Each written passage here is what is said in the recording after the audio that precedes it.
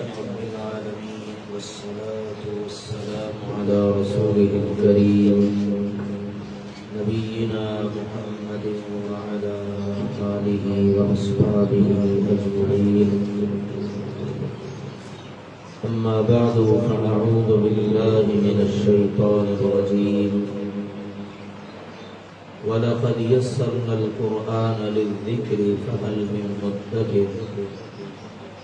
وقال تعالى أفلا يتدبرون القرآن أم على قلوب أقفالها. اللہ تعالیٰ نے اپنے کلام قرآن پاک کو نصیحت کے لیے، سمجھنے کے لیے، عمل کرنے کے لیے آسان بنا دیا ہے، اور اس میں انسانوں کے لیے انتہائی آسان فہم باتیں بیان کی گئی ہیں۔ اللہ کے کلام کو پڑھنا، اللہ کے کلام کو سمجھنا اور اللہ کے کلام پر عمل کرنا یہ انتہائی آسان ہے۔ حدیث پاک کے مطابق آسان اسی کے لیے ہے جو اپنے لیے آسان سمجھتا ہے، پھر اللہ تعالیٰ بھی اس کو توفیق عطا کر دیتا ہے، اور جو شخص اس کو اپنے لیے مشکل سمجھتا ہے اس کے لیے پھر واقعی مشکل ہو جاتا ہے، اور اللہ تعالیٰ بھی پھر اس کے لیے آسانی پیدا نہیں کرتا۔ بہرحال اللہ کی طرف سے پھر یہ دعوت بھی ہے کہ افلا یتدبرون القرآن، کیا یہ لوگ قرآن پاک پر تدبر نہیں کرتے؟ غور و فکر کرنا، سمجھنا، اس کے احکامات، معانی، مفاہیم، تاکہ عمل کرنا آسان ہو جائے۔ یا فرمایا کہ ان کے دلوں پر تالے پڑے ہوئے ہیں، گویا کہ اگر کوئی شخص قرآن پاک کو سمجھنے کی کوشش نہیں کرتا، اس پر غور نہیں کرتا، تدبر نہیں کرتا، اس کی آیات اور اس کے احکامات کو سمجھنے کی کوشش نہیں کرتا، تو اس شخص کے دل پر تالا لگا ہوا ہے۔ اللہ سبحانہ و تعالیٰ کا فضل و احسان ہے کہ اس نے ہمیں اپنے کلام کو سمجھنے اور اس سے رہنمائی لینے کا موقع فراہم کیا ہے۔ اللہ سبحانہ و تعالی ہمیں کما حق ہو اس کا فہم بھی عطا فرمائے اور اس کے مطابق عمل کی توفیق بھی عطا فرمائے۔ اس سے قبل ہم قرآن پاک کو صحیح پڑھنے کے حوالے سے، کیونکہ اگر صحیح پڑھیں گے تو اجر بھی ملے گا، اور پھر ہم اس کے معنی اور مفہوم کو بھی صحیح طور پر سمجھ سکیں گے۔ اور یہ باتیں ہم نے الحمدللہ اس سے قبل پڑھی ہیں، وہ حروف ہم پڑھ چکے ہیں کہ جن کی آوازیں آپس میں ملتی جلتی ہیں، اور ہم نے یہ جان لیا ہے ان حروف کو پڑھتے وقت فرق کو ملحوظ خاطر رکھنا ہے، کیونکہ اگر حرف بدل گیا تو معنی بدل جائے گا۔ اس کا مطلب یہ اگر ہم صحیح پڑھیں گے تو پھر ہم اس کو صحیح ترجمہ کرنے میں بھی کامیاب ہو جائیں گے۔ اب کچھ اس کے متعلق چند ایک اہم مسائل ہیں اور قواعد ہیں جن کو سمجھنا ہر مسلمان کے لیے، ہر قرآن پڑھنے والے کے لیے ازحد ضروری ہے۔ آج ان میں سے ایک اہم بات ہم انشاءاللہ پڑھنے جا رہے ہیں، بہت ہی اہمیت کی حامل ہے وہ چیز، اور وہ ہے حرکات۔ حرکات سے مراد ہے زبر، اس طرح سے حرف کے اوپر آتی ہے، دوسری چیز ہے زیر، حرف کے نیچے آتی ہے، اور تیسری چیز ہے پیش، یہ اس کی شکل ہے۔ تو یہ زبر، زیر اور پیش، ان کو بھی ہمارے اجمیوں کے ہاں پڑھنے میں کوتاہی ہوتی ہے۔ ہم نے آخر میں کچھ تنبیہات بھی لکھی ہیں کہ آپ نے اس طرح کی کوتاہی سے بچنا ہے۔ پڑھنا ان کو کیسے ہے پہلے یہ جان لیجئے۔ زبر کو ہم نے پڑھنا ہے، یہ ہے زبر، اس کو پڑھیں گے بالکل منہ کو سیدھا رکھ کر، سیدھا منہ کھول کر، ٹھیک ہے؟ اس کے لیے آپ کو کوئی تکلف کی ضرورت نہیں، البتہ اس میں جو کوتاہی ہے اس سے ہم نے بچنا ہے۔ پڑھنے کا طریقہ دیکھیے، با ہے، با کے اوپر زبر ہے، با زبر با. دیکھیے بالکل سیدھا میرا منہ کھلا ہوا ہے، مجھے کوئی تکلف کی ضرورت نہیں. با زبر با، تا تا جا، اسی طرح سے اینڈ تک. کسی بھی حرف پر زبر آ جائے تو بس اسی طریقے سے آپ نے اس کو پڑھنا ہے. جھٹکا نہیں دینا، لمبا نہیں کرنا. با زبر با،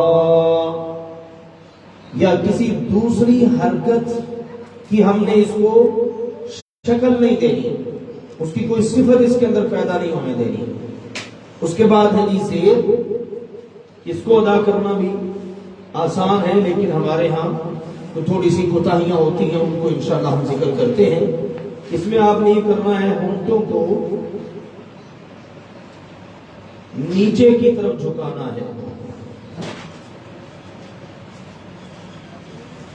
ہونٹ نیچے کی طرف جھک جائیں. جیسے مثال ہے با زیر بی، بی با زبر کیا تھا؟ با، بالکل سیدھا منہ کھلا ہوا. اور با زیر بی، با زیر بی، یہ طریقہ ہے. تا زیر تی، فی، دال زیر دی. کوئی بھی حرف آ جائے اس پر زیر آ جائے تو یہی طریقہ ہے. اب اس کو ایسے نہیں پڑھنا با زیر بی، یہ غلط ہو جائے گا. اب آپ نے زیر کی بجائے اور حرکت اس کے اندر شامل کر دی ہے. ایسے بھی نہیں پڑھنا با زیر بے، بے تے، یہ بھی غلط ہے. یہ ہمارا سٹائل ہے، لیکن قرآن پاک کو جیسے اتارا گیا ہے ویسے پڑھنا ہے. طریقہ کیا ہے؟ حرکت کو پڑھنے کا، زبر کو بالکل منہ سیدھا کھول کر با زبر با، اور زیر کو ہونٹوں کو نیچے کی طرف با زیر بی، اور پیش ہے آخر میں. اس کو دیکھیے، اس کو پڑھنے میں بھی تھوڑی سی کوتاہی ہوتی ہے. آپ نے ہونٹوں کو گول کر لینا ہے، ہونٹ گول ہو جائیں لیکن مکمل نہیں، نا تمام، یعنی مکمل بند نہیں کرنا یا مکمل گول نہیں کرنا. دیکھیے با پیش بو، با پیش بو، بو. اب اس کو پڑھنے میں کوتاہی ہمارے یہاں ہوتی ہے، با پیش بو، بو کر دیتے ہیں، نیچے کی طرف ذرا جھکا لیا، مجہول پڑھ دیا، تو یہ ٹھیک نہیں ہے. یا اسی طرح سے لمبا کر دیتے ہیں، با پیش بو، یہ بھی غلط ہے. تو حرکات ان کا بڑا کردار ہے. بعض اوقات حرکت لمبی کر دینے سے بھی معنی بدل جائے گا. لمبا نہیں کرنا، مجہول تو ویسے ہی اچھا نہیں لگتا. آپ دیکھیں نا، با پیش بو، با پیش بو، بو بو، پہلے والا اچھا لگ رہا ہے نا، تو یہی معروف طریقہ ہے. تو مجہول طریقے سے نہیں پڑھنا. تو یہ ہے حرکات کو پڑھنے کا طریقہ. زبر سیدھا منہ کھول کر ادا کیا جاتا ہے. با زبر با، تا زبر تا، تا زبر تا. زیر ہونٹوں کو نیچے کی طرف جھکا کر ادا کرنا ہے. با زیر بی، تا زیر تی، تا زیر سی. اور پیش ہونٹوں کو گول کرنا ہے لیکن مکمل بند نہیں کرنا، نا تمام بند کر کے آپ نے اس کو ادا کرنا ہے. با پیش بو، تا پیش تو، تا پیش تو. اور دیکھیے مجہول بھی نہیں ہے اور لمبا بھی نہیں ہے. اب ہم مشق کریں گے جی، زبر کی مشق. تینوں حروف پر زبر ہے. آپ پہلے مجھ سے سن لیجئے. دیکھیے جعل، جعل، دیکھ رہے ہیں نا، وہ بالکل سیدھا کھلا ہوا. اسی طرح ہم سب نے اس کو انشاءاللہ پڑھنا ہے. آئیے جی مشق کرتے ہیں. جعل، عدل، سجد. اب ان کے اندر وہ حروف بھی ہیں جن کی آپس میں آوازیں ملتی جلتی ہیں. جعل عین ہے، عین سے کون سا حرف ملتا ہے؟ حمزہ. اب عین کو حمزہ کی شکل نہیں دینی. عین ادا کرتے وقت جعل نہیں پڑھنا، جعل، بلکہ کیا پڑھیں گے؟ جعل. عین کی اپنی آواز ہے. جعل، عدل، سجدہ، ٹھیک ہے. اسی طرح سین پڑھا ہم نے تو سین سے ملتے جلتے حروف بھی ذہن میں آ گئے، تا اور صاد. اس لیے جب بھی پڑھیں تو ساتھ ملتے جلتے حروف جو ہے نا ان کو ذہن میں رکھنا ہے انشاءاللہ. زیر کی مشقی مالکی، اب دیکھیں مالکے پڑھتے ہیں نا ہم لوگ، مالکے یہ غلط ہے. آئندہ انشاءاللہ جب پڑھنا ہے ہم نے پڑھنا ہے مالکی. جی اہدی ابلی افلا ينظرون الى الابل، ابل یہ غلط ہو جائے گا، یہ ہاتھوں میں پڑھا جاتا ہے نا ایسے، تو ایسا نہیں انشاءاللہ کرنا. پیش صحف کتب رسل. ہاں جی اب دیکھیں آپ سب نے ماشاءاللہ بالکل ٹھیک پڑھا. ایسے ہی انشاءاللہ ان حرکات کو ہم نے پڑھنا ہے کیونکہ ہمارے ہاں حرکات کو پڑھنے میں کوتاہیاں ہوتی ہیں. اب تینوں حرکات کو اکٹھا اس کی مشق کرتے ہیں. جی خلق، پہلے حرف پر کیا ہے پیش، دوسرے پر کیا ہے زیر، تیسرے پر کیا ہے زبر. تو تینوں کی اکٹھی مشق. خلق، دعی، قرئ، اخذ، خشع. جی اب ہے تنبیہات، وہ غلطیاں جو عام پائی جاتی ہیں. نمبر 1، ہر ایک حرکت میں دوسری حرکت کی کیفیت اور حالت پیدا کرنے سے بچنا ہے. زیر کو آپ زبر کی طرف مائل کر دیں یا زبر کو زیر کی طرف مائل کر دیں، ایسا نہیں کرنا. ہر ایک کا اپنا انداز ہے، زبر کا اپنا انداز، زیر کی ادائیگی کا اپنا انداز، پیش کی ادائیگی کا اپنا انداز. حرکات کو کھینچ کر پڑھنے سے بچنا ہے. جیسے کہ ہم نے پڑھا با زبر با یہ غلط ہے، با زیر بی یہ غلط ہو جائے گا، با پیش بو یہ غلط ہے. تو ان کو ہم نے لمبا کرنے سے بچنا ہے. زبر میں منہ کو زیادہ کھولنے سے، منہ کو آپ زیادہ ہی کھولیں، با زبر با، بعض لوگ پڑھتے نا نہیں پتا ہوتا نا، نہیں، بالکل نارمل حالت میں آپ نے اس کو کھولنا ہے اور بالکل سیدھا کھول کے با زبر با. تکلیف میں پڑھنے کی ضرورت ہی نہیں. اور زیر اور پیش کو مجہول پڑھنے سے بچنا ہے. یعنی جیسے میں نے بھی آپ کو بتایا با زیر بے، تا زیر تے، اس طرح سے با پیش بو، اس طرح سے. تو یہ عموماً غلطیاں پائی جاتی ہیں. ان سے انشاءاللہ تعالی پڑھائی کے دوران ہم نے حد المقدور اللہ کے فضل و کرم سے بچنا ہے. یہ جناب قرآن پاک کو صحیح پڑھنے کی کوشش میں یہ قاعدہ. اب انشاءاللہ نزید اللہ کی توفیق سے ایک قاعدہ پڑھنے جا رہے ہیں کہ قرآن پاک کو ہم صحیح طور پر سمجھنا چاہتے ہیں، اللہ سبحانہ و تعالیٰ کے مقصد مدعا کو. اس سے پہلے بھی ہم نے چند ایک چیزیں پڑھی ہیں. آج جو پیچھے والا سبق تھا اس کو ذہن میں رکھتے ہوئے آگے بڑھتے ہیں. لاسٹ میں ہم نے ایک سبق پڑھا تھا ہا الٹا پیش ہو یا ہا کھڑی زیر ہی. بس یہ ذہن میں رکھیے، یہ والی علامتیں یہ بھی آخر میں ہی آتی ہیں، یہ بھی آخر میں ہی آتی ہے. فرق بس اتنا سا ہے، یہ والی علامتیں آتی ہیں مذکر کے لیے، مذکر کے لیے، اور یہ والی علامت آتی ہے مؤنث کے لیے. بس یہ فرق ہے. باقی مطلب معنی مفہوم وہی والا ہے جو ہم اس سے پہلے پڑھ چکے ہیں. ہا زبر ہا یہ تینوں کے آخر میں آتی ہیں، اسموں کے آخر میں بھی، اسم کی جمع اسماء، افعال کے آخر میں بھی اور حروف کے آخر میں بھی. مطلب ہر ایک کی مناسبت سے ہوگا. اگر اسم کے آخر میں آتی ہے یہ علامت تو اس وقت اس کا ترجمہ ہوتا ہے اس کا، اس کی، اس کے وغیرہ، یا کر دیتے ہیں اپنی ضرورت کے لیے اپنا، اپنی، اپنے وغیرہ. یہ ہماری اردو زبان کی ضرورت ہے، وگرنہ اس حرکت کا عربی زبان کے اندر معنی نہیں بدلا. ہماری ضرورت ہے، ہم ضرورت کے وقت اس کا ترجمہ، ہماری اردو زبان کا تقاضا ہوتا ہے ہم پیچھے سے جو بات کرتے آ رہے ہیں اس مناسبت سے اپنا کہہ دیں، اپنی، اپنے، یا کہہ دیں اس کا، اس کی، اس کے۔ اور یہ بھی ایک بات یاد رکھیے، اسموں کے آخر میں آتی ہے تو کبھی کبھار اس کا ترجمہ جمع کبھی آ جاتا ہے۔ یہ اس وقت ہوتا ہے کہ جب ہم اس کا استعمال کرتے ہیں غیر عاقل کے لیے۔ اللہ کی 3 مخلوق ہے جو عاقل ہیں، فرشتے، جن اور انسان۔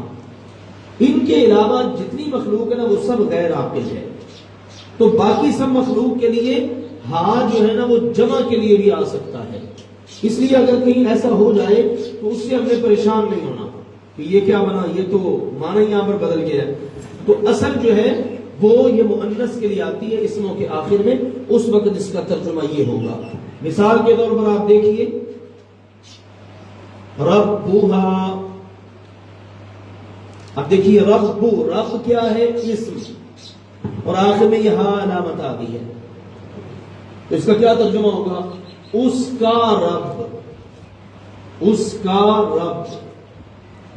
اللہ سبحانہ و تعالیٰ نے قرآن پاک میں ایسی بہت ساری مثالیں ذکر کی، سیدہ مریم کے واقعات ہیں اور اس طرح سے دیگر، ان کے اندر یہ مثالیں ہمیں عام طور پر مل جاتی ہیں۔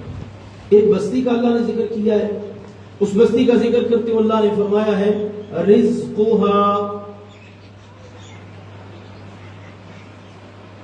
یہ دیکھیے رزقھا، اب یہاں علامت آخر میں آ گئی ہے، اس بستی کا رزق، یأتیہا رزقھا رغدا من کل مکان، ایک بستی تھی، اللہ نے بڑی اپنی نعمتوں سے اس بستی کو نوازا، حالت یہ تھی کہ اس کا رزق ہر طرف سے سمٹ کر وہاں پر آتا تھا، اتنی فراوانی تھی رزق کی۔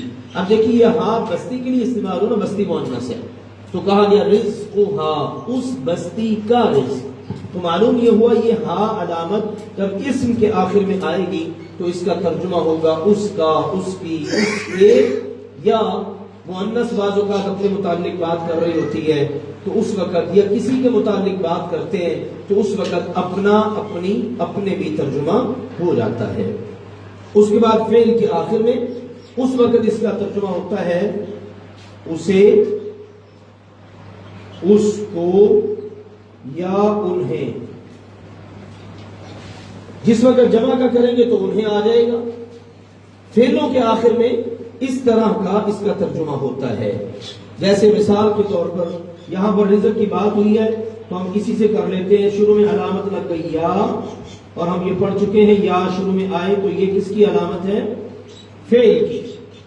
یا شروع میں آتی ہے تو کس کی علامت ہے؟ فعل کی۔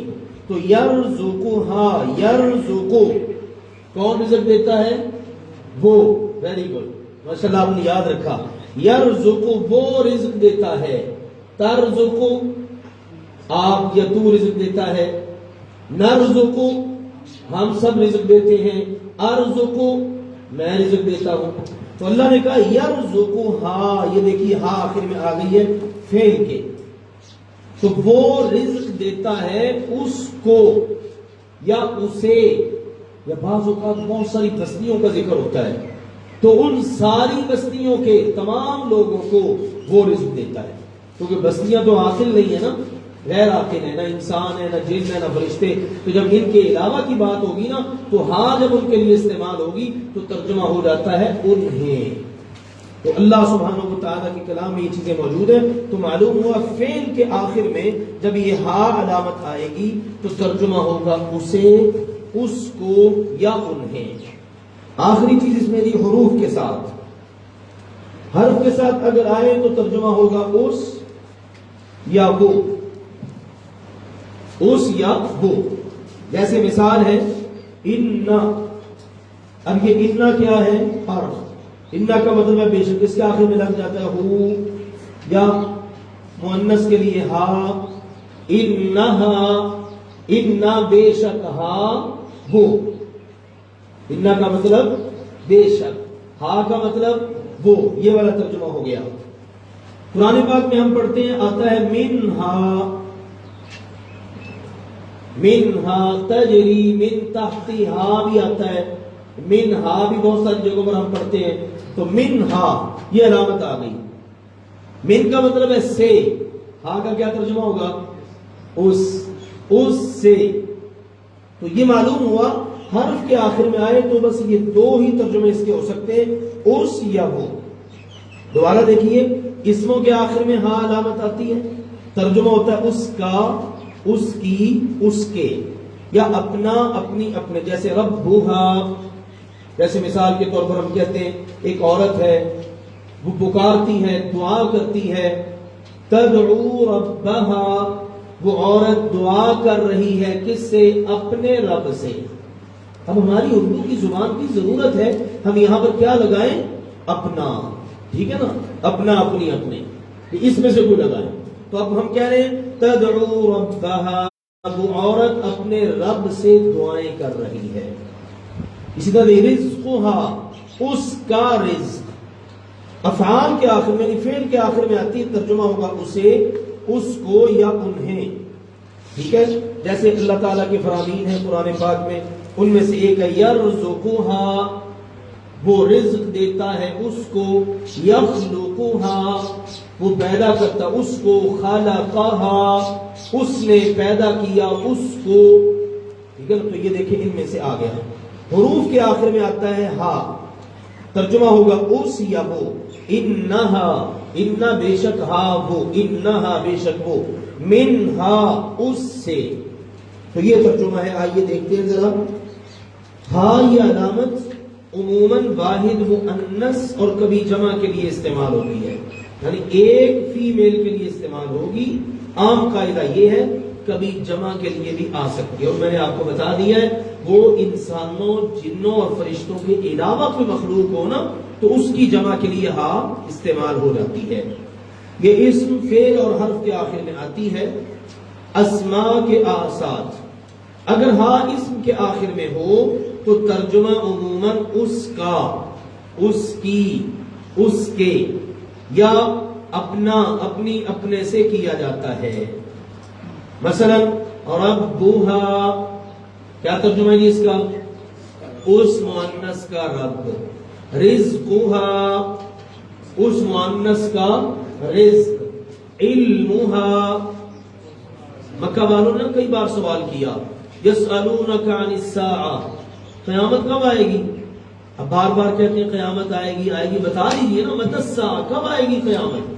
تو اللہ سبحانہ و تعالیٰ نے مختلف جوابات دیے. ایک جواب سورۃ الاعراف میں ہے، وہاں پر ہے علمھا عند ربی، اس کا علم میرے رب کے پاس ہے.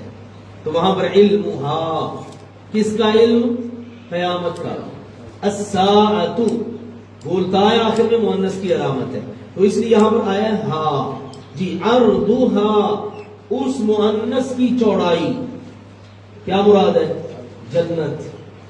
اللہ نے کہا سابقوا الی مغفرۃ من ربکم وجنۃ عرضھا السماوات والارض، اللہ سے اس جنت کو حاصل کرنے کے لیے دوڑو جس کی چوڑائی آسمانوں اور زمین کے برابر ہے. یہ تھا جی اسموں کے ساتھ. افعال کے ساتھ دیکھیے، اگر ہا فعل کے آخر میں ہو تو ترجمہ عموماً اسے، اس کو، انہیں سے کیا جاتا ہے. مثلا یرزقھا، وہ رزق دیتا ہے اسے. خلقھا، اس نے پیدا کیا اسے. نتلوھا، ہم تلاوت کرتے ہیں انہیں. کن کو تلاوت کرتے ہیں؟ آیات قرآنیہ کو. اب دیکھیں نا، آیات کیا ہیں؟ نہ انسان ہے، نہ جن ہے، نہ فرشتے. یہ تینوں مخلوقات ذوی العقول ہیں، باقی جتنی بھی ہیں غیر ذوی العقول ہیں، یعنی عقل والی نہیں ہے. اللہ نے ان کو مکلف نہیں بنا. اب آیات ایک بے جان چیز ہے نا، تو اس لیے اس کے لیے استعمال ہوا ہا، لیکن اب یہاں پر ترجمہ ہوگا انہیں. احیاہا، اس نے زندہ کیا اسے. اب دیکھیں ہا آ گیا آخر میں، تو یہاں پر اس مناسبت سے ترجمہ. حروف کے ساتھ اگر ہا حرف کے آخر میں ہو تو ترجمہ عموماً اس یا وہ سے کیا جاتا ہے.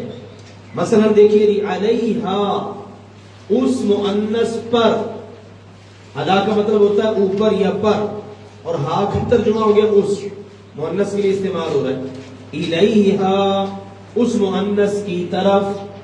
الا کا مطلب طرف، یہ حرف ہوا، اور ہا آ گیا. انہا، انہا کا مطلب بے شک. ہا وہ، انہا بے شک وہ عورت، منہا اس مؤنث سے. تو خلاصہ کلام یہ ہے، یہ جو ہا زبر الف ہا یہ علامت ہے، اس کا سیم ترجمہ ہوتا ہے ہا الٹا پیش ہو اور ہا کھڑی زیر ہی کی طرح، اسی طرح آخر میں استعمال ہوتی ہے. فرق صرف یہ ہے ہا الٹا پیش ہو یا ہا کھڑی زیر ہی یہ مذکر کے لیے استعمال ہوتا ہے، اور ہا زبر الف ہا یہ مؤنث کے لیے استعمال ہوتا ہے. اسموں فعل اور حرفوں کے آخر میں آتا ہے. اس صورت کے اندر یہ اس کا ترجمہ معنی مفہوم ہوگا. دعا پڑھتے ہیں پہلے، پھر اس کے بعد انشاءاللہ اپنے ٹاپک پر بات کرتے ہیں. کچھ دعا انتہائی اہمیت کی حامل ہے. انسان کو کبھی جسمانی امراض کا سامنا کرنا پڑتا ہے اور کبھی روحانی امراض کا. جسمانی تکلیف وہ اپنے جسم میں محسوس کرتا ہے، تشخیص ہوتی ہے، ڈاکٹر کے پاس چلا گیا، معالج کے پاس، حکیم کے پاس، کسی نے ٹیسٹ کر کے، کسی نے نبض دے کر بتا دیا کہ آپ کو یہ پرابلم ہے، آپ یہ میڈیسن لیں، آپ ٹھیک ہو جائیں گے. روحانی امراض ایسے ہوتے ہیں کہ ان کی وجہ سے انسان کے صرف جسم میں نہیں بلکہ مال میں، گھر میں، اس کے ماحول میں تغیر، تبدیلیاں واقع ہو جاتی ہیں. اور روحانی امراض کے اندر نظر بد بھی آتی ہے، حسد ہو جاتا ہے، جادو کا معاملہ ہو جاتا ہے، جنات کا استعمال ہو جاتا ہے. یہ ساری کی ساری روحانی معاملات ہیں.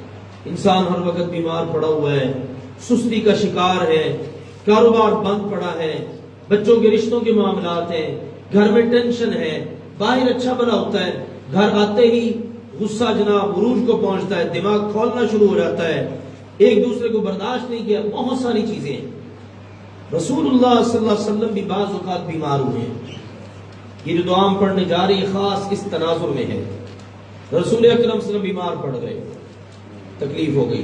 شکا رسول اللہ صلی اللہ علیہ وسلم، اللہ کے رسول صلی اللہ علیہ وآلہ وسلم بیمار پڑ گئے. تو جبریل امین علیہ الصلوۃ والسلام آپ کی خدمت میں حاضر ہوئے اور آ کے عرض کیا، جی اشتکیت، آپ بیمار ہو گئے ہیں. آپ نے عرض کیا، ہاں بالکل آپ کے سامنے ہی بیمار پڑا ہوں. تو جبریل امین علیہ الصلوۃ والسلام نے رسول اکرم صلی اللہ علیہ وسلم کے وجود مبارک پر اپنا ہاتھ پھیرا اور ساتھ ساتھ یہ دعا پڑھی 3 بار. ہاتھ پھیرتے جا رہے ہیں اور یہ دعا پڑھتے جا رہے ہیں، اللہ سبحانہ و تعالی نے اس کی برکت سے آپ کو شفا عطا کر دی. وہ جو نظر لگ گئی تھی، کسی کا حسد تھا یا کچھ بھی تھا، اللہ تعالی نے اس بیماری سے شفا عطا فرما دی. تو گویا 3 بار، گویا کہ یہ دم ہے جبریل امین کا. اور جبریل امین کبھی اپنی مرضی سے زمین پر نہ آئے نہ آتے. قرآن پاک بتا رہے ہیں تنزل الملائکۃ والروح فیہا بإذن ربہم. جتنے فرشتے، جبریل امین بھی کیوں نہ ہو، وہ بھی جب تک رب کا حکم نہ ہو زمین پر نہیں آتے. تو گویا کہ اللہ نے بھیجا، اللہ نے یہ دم دے کے بھیجا. انہوں نے دم کیا، اور دم کن کو کیا؟ تو ساری کائنات میں سب سے افضل ہے محمد کریم صلی اللہ علیہ وسلم. تو اس سے اندازہ کر لیجئے کتنی اہمیت کا حامل یہ دم ہے. تو اس لیے یہ دم کرنا چاہیے. اگر کسی نے اپنے آپ کو بھی کرنا ہے نا تو نیت اپنی کر کے یہ دم کر سکتے ہیں. آپ کے جسم کے کسی حصے میں درد ہو رہا ہے، آپ کو بخار ہے، آپ کو کوئی بھی پرابلم ہے، آپ اپنے جسم پر ہاتھ اپنا پھیرنا شروع کر دیں اور یہ دعا پڑھنا شروع کر دیں. اگر اس کے بعد آپ نے پھونک مارنی، اپنے دونوں ہاتھوں پر پھونک مارے، پورے جسم پر پھیر لیں. کوئی آپ بچہ ہے، کوئی گھر کا کوئی فرد ہے، کوئی دوست ہے، کوئی بھی ہے، اس کو آپ نے دم کرنا ہے، اس کے سر پر ہاتھ رکھ لیں، یہ دعا پڑھیں، جسم کے تکلیف والے حصے پر ہاتھ پھیرتے جائیں، دعا پڑھتے جائیں، بعد میں اس کو پھونک مار دیں. تو دعا کیا ہے؟ بسم اللہ ارقیک من کل شیء یؤذیک من شر کل نفس او عین حاسد اللہ یشفیک بسم اللہ ارقیک. یہ جملے ہیں بسم اللہ، اللہ کے نام کے ساتھ. اسی لیے جو دم کرنا ہے نا بالکل واضح الفاظ ہوں اور ہوں بھی عربی زبان میں، تب دم شروع ہوتا ہے. مگر میں اگر کوئی اور زبان ہے، سمجھ نہیں آ رہی کیا پڑھ رہا ہے بندہ، وہ دم غیر شرعی ہے. ایسا دم نہیں کروانا چاہیے. بہت سارے لوگ آپ کو ملیں گے، منتر کرتے ہیں، گناہ کرتے ہیں، دم جھاڑ کرتے ہیں، بڑے بڑے اللہ معاف فرمائے دعوے کرتے ہیں. آپ سمجھ لیجیے سب کے سب اللہ معاف فرمائے شیاطین ہیں. اللہ کے علاوہ کسی کو اختیار نہیں ہے ایسا دعویٰ کرنے کا۔ شفا کس نے دینی ہے؟ نظر بد کس نے دور کرنی ہے؟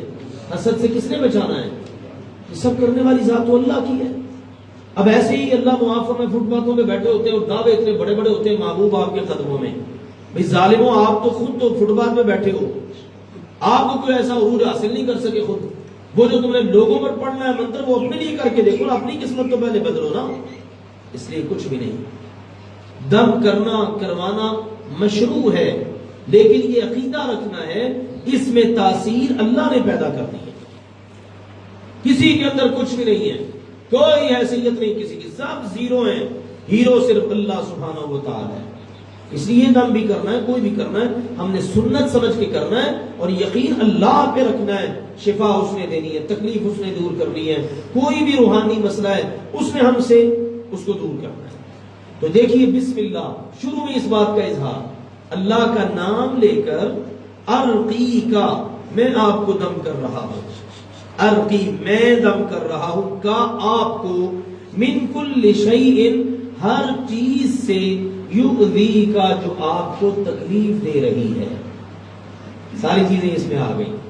جو چیز بھی آپ کا بلڈ پریشر ہائی ہوا ہے، آپ کو شوگر کا مسئلہ ہے، آپ کو کوئی بھی اذیت والا معاملہ ہے، آپ کو کوئی ٹینشن ہو گئی ہے، آپ کو کوئی شوق لگا ہے جس کی وجہ سے آپ تکلیف میں آ گئے، تو کوئی بھی چیز جو آپ کو تکلیف دے رہی ہے نا، میں اللہ کا نام لے کر آپ کو دم کر رہا ہوں۔ من شر کل نفس، ہر نفس کے شر سے، ہر نفس کے شر سے۔ بعض اوقات اپنی نظر لگ جاتی ہے کسی کو، کسی دوسرے کی نظر لگ جاتی ہے، بعض اوقات جنات کی نظر بھی لگ جاتی ہے، اس لیے ہر نفس کے شر سے، وہ نظر آتا ہے نہیں آتا، اس کا پتہ ہے نہیں پتا، اس کے اندر جو شر تھا نا، اہل علم نے لکھا یہ جو آنکھیں دیکھتی ہیں نا، در حقیقت جو دل کے اندر ایک حسد والا شر ہوتا ہے نا، یہ اس کے ذریعے، آج تو ہمارے لیے ان چیزوں کو سمجھنا مشکل ہی نہیں ہے، وہ جو شعائیں ہوتی ہیں نا، وہ آنکھوں سے نکل کر جس کو نظر لگ رہی ہوتی ہے نا، اس پر اثر انداز ہو جاتی ہے۔ تو یہ جو نفس کا شر ہے نا، وہ نظر بد کے ذریعے، حسد کے ذریعے جو آپ کے لیے اذیت کا باعث بنا پڑا ہے، تو ہر نفس کے شر سے میں آپ کو دم کر رہا ہوں۔ اگلی بات دیکھیے، او عین حاسد، حسد والی نظر سے، یا حسد والی نظر سے، کسی نے آپ کو دیکھا اور حسد کر لیا آپ سے، اور حسد آپ کو لے بیٹھا ہے، تو میں آپ کو دم کر رہا ہوں۔ اللہ یشفی کا، اللہ تعالی آپ کو شفا دے گا۔ شروع میں بھی دیکھیں ابتدا اللہ کے نام سے، اور یہاں پر پھر وہی ذکر، شفا اللہ نے آپ کو دی۔ یہ نہ سمجھنا کہ میں دم کر رہا ہوں تو میرے اندر بڑی تاثیر ہے، بالکل غلط، شرکی عقیدہ ہے یہ۔ اس کے اندر تو بڑی اللہ نے تاثیر رکھی ہے، آپ کے دم میں بڑی تاثیر ہے، نہیں بھائی، کسی کے پاس کچھ بھی نہیں ہے، جو کچھ ہے صرف اللہ کے پاس ہے۔ ایسا کیوں نہیں کہہ دیں گے میں نے آپ کو دم کیا تو میں ہی آپ کو شفا دے رہا ہوں؟ یہاں تو اللہ کے نبی بھی ہونا، وہ بھی یہی کہتے ہیں، عیسیٰ علیہ السلام ہاتھ پھیرتے ہیں کوڑ کے مریض پر، دیگر امراض کے بیماروں پر، تو کیا کہتے ہیں؟ شفا ملے گی بِإِذْنِ اللہ، ہاتھ عیسیٰ کا ہے، شفا اللہ نے دینی ہے۔ یہ معجزہ ہوتا ہے، کرامت یہ ہوتی ہے، اللہ کے ولی کا، اللہ والے کا ہاتھ ہوتا ہے، پڑھنا اس نے ہوتا ہے، لیکن کام اللہ نہیں کرنا ہے۔ تو دیکھیے نا یہاں پر اللہ آپ کو شفا دے گا، جیسے میں نے پہلے بتایا آپ کو، دم کر رہے جبریل امین اور کر کے کو رہے رسول کریم صلی اللہ علیہ وسلم کو، دونوں کتنی مبارک ہستیاں ہیں۔ جبریل امین کہہ سکتے تھے نا میں لے آیا ہوں شفا، اب نہیں آپ کو ملے گی شفا تو کب ملے گی؟ آپ بھی اتنے عظیم المرتبہ ہیں، آپ کو نہیں ملے گی تو کس کو ملے گی؟ اللہ والے ایسی کوئی اونچی بات نہیں کرتے، وہ ہمیشہ کے رہتے ہیں۔ تو اس انداز میں کوئی بھی بات کرنا آپ سمجھ جائیے اللہ والا نہیں ہے۔ اللہ والوں کی ادائیں نوٹ کر لیجیے، جبریل امین اللہ والے ہیں نا، اور رسول کریم صلی اللہ علیہ وسلم بھی اللہ والے ہیں، ان کی تعلیمات میں آپ کو کبھی ایسی بات نہیں ملے۔ اس لیے میرے عزیزو عقیدہ درست کرنا بہت ضروری ہے۔ تو کہا اللہ آپ کو شفا دے گا، بسم اللہ، اللہ کا نام لے کر، ارقی کا، میں آپ کو دم کر رہا ہوں۔ جس جملے سے ابتدا ہوئی اسی جملے پر دعا مکمل ہو گئی۔ تو شروع میں بھی اللہ کا نام، آخر میں بھی اللہ کا نام۔ تو کوئی بھی روحانی امراض کا شکار مریض ہو، نظر بد ہو، حسد ہو، دیگر کوئی امراض، تو اس مریض کو یہ دم کیا جائے، متعدد بار کریں، 3 بار دعا پڑھی، دم کر دیا، تھوڑا وقفہ گزرا پھر کر دیں، اپنے آپ کو مسئلہ ہے بار بار کریں، وقفے وقفے سے کریں، پھر نماز کے بعد کر لیں، تو انشاءاللہ اللہ ذوالجلال والاکرام ضرور بالضرور شفا عطا فرمائے گا انشاءاللہ۔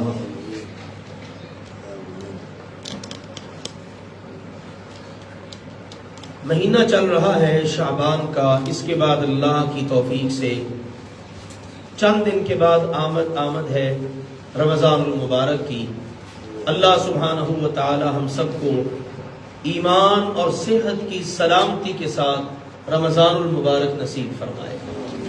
رمضان المبارک کی بہت اہمیت ہے، سلف صالحین تو اس قدر اس کی طلب میں رہتے، شوق میں رہتے۔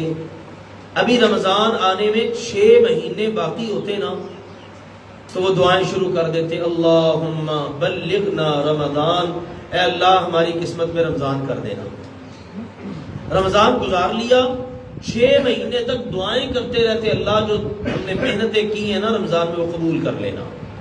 رمضان المبارک ایسا اہمیت کا حامل مہینہ ہے، ہم میں سے بھی ابھی کسی کو کوئی پتہ نہیں کس کس کو وہ نصیب ہوگا کس کو نہیں ہوگا، تو اللہ کے فیصلے پر دعا ہے اللہ ہم سب کے نصیب میں فرمائے، اور اللہ ہمیں جسمانی طور پر ایمانی طور پر صحت و سلامتی سے رکھے تاکہ ہم اس کی فیوض اور برکات کو سمیٹ سکیں۔ اس سے پہلے مہینہ ہے شعبان کا۔ شعبان کا مہینہ بھی خاص اہمیت کا حامل ہے۔ سب سے پہلے تو یہ جانیے کہ یہ شعبان ہجری سال کا 8واں مہینہ ہے۔ شعب سے ہے، شین عین با، جس کا مطلب ہوتا ہے جدا جدا ہو جانا۔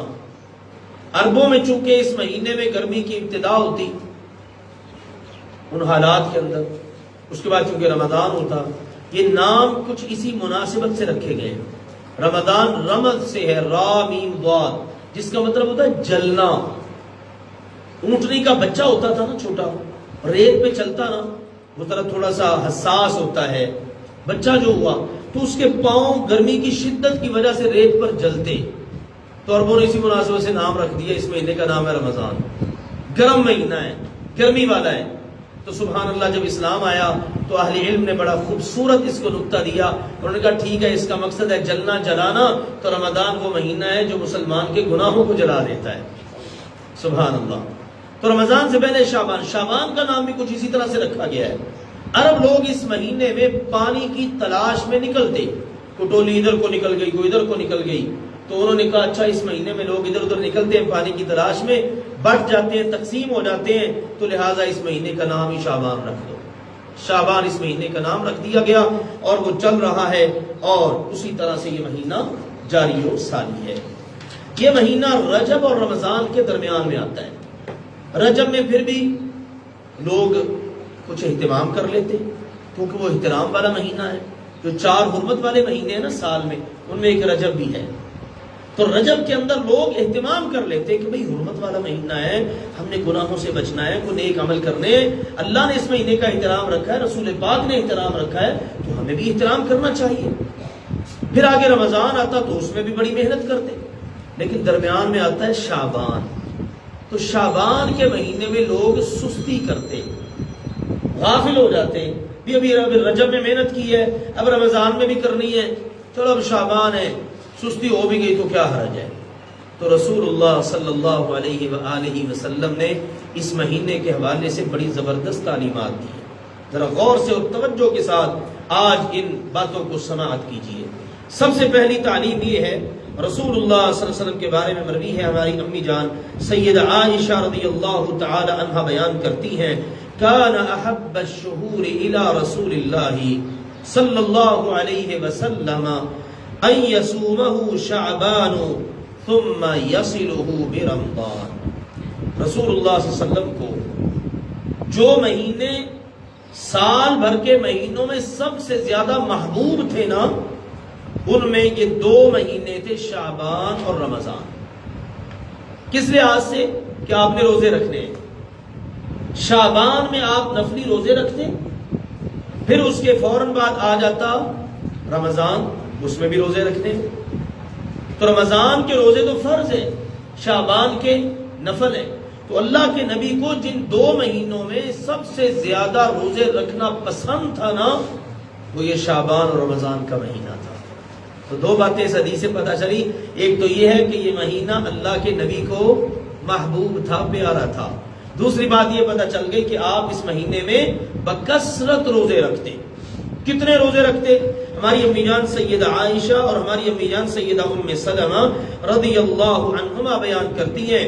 سیدہ ام سلمہ رضی اللہ عنہ کا کہنا ہے ما رأیت النبی صلی اللہ علیہ وسلم یصوم شہرین متتابعین، میں نے نہیں کبھی دیکھا کہ اللہ کے نبی نے لگاتار 2 مہینے روزے رکھے ہوں، الا شعبان و رمضان، سوائے شعبان اور رمضان کے۔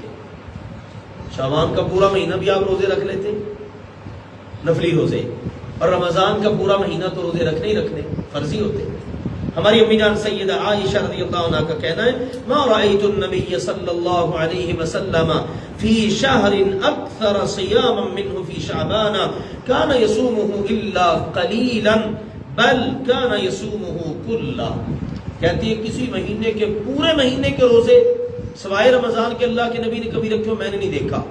ہاں ایک مہینہ تھا شعبان کا جس میں اللہ کے نبی بہت روزے رکھتے، ٹھیک ہے نا، کبھی تھوڑے رکھ لیے، کبھی ایسا ہوتا کہ آپ کوئی روزہ چھوڑتے ہی نہ، پورے شعبان کے روزے رکھ لیتے تھے۔ تو معلوم یہ ہوا شعبان کا مہینہ وہ مہینہ ہے جس کے اندر روزے بکثرت رکھنے کا اہتمام کرنا چاہیے۔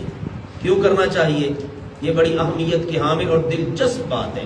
سیدنا اسامہ رضی اللہ تعالی عنہ صحابی رسول، صحابہ کو بھی پتا تھا کہ اللہ کے نبی سے روزے رکھ رہے ہیں، ازواج مطہرات کو بھی پتا تھا۔ سیدنا اسامہ کہتے ہیں کہ میں نے ایک روز اللہ کے نبی علیہ السلام سے سوال کر ہی لیا، اللہ کے نبی رمضان تو پورے کا پورا چلو فرض روزے رکھنے ہی رکھنے ہیں، اب شعبان میں بھی نفلی روزے پورا شعبان ہی رکھ لیتے ہیں۔ اللہ کے نبی علیہ السلام نے جواب دیا، غور سے سنیے گا میرے پیارے بھائیوں اور محترم بزرگوں، تشریف فرما اسلامی روحانی ماں اور بہنوں، میرے لیے آپ کے لیے اس میں بڑا سبق ہے۔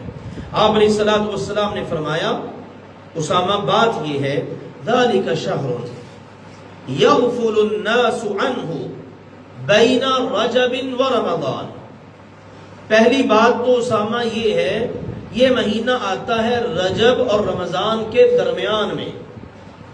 رجب کا لوگ احترام کر لیتے ہیں، گناہوں سے بچ جاتے ہیں، کوئی نیکیاں کر لیتے ہیں، رمضان میں پھر ان کا شوق نیکیوں والا عروج پر ہوتا ہے، لیکن درمیان میں جو شعبان آ جاتا ہے نا، اس سے لوگ غافل ہو جاتے ہیں، سستی کرتے ہیں، غفلت کا شکار۔